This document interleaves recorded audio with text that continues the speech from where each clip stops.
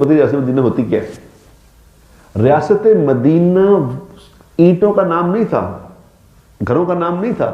रियासत मदीना ये थी कि पूरे शहर में, पूरी रियासत में कोई किसी के खिलाफ नहीं था,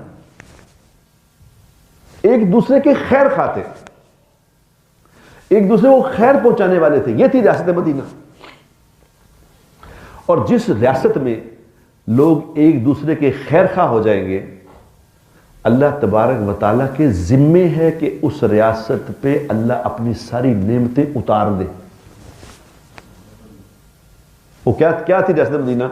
एक सहाबी, उनका अकेले मुसलमान होते, आगे पीछे कोई नहीं था उनका, उनको किसी के घर में शादी का पैगाम भेजना था। उन्होंने कौन लेके जाए शादी का पैगाम, खुद तो जा नहीं सकते। तो एक अपने दोस्त सहाबी को कहा कि यार मेरे तो न वालदा भी मुसलमान नहीं, वालिद भी मुसलमान नहीं,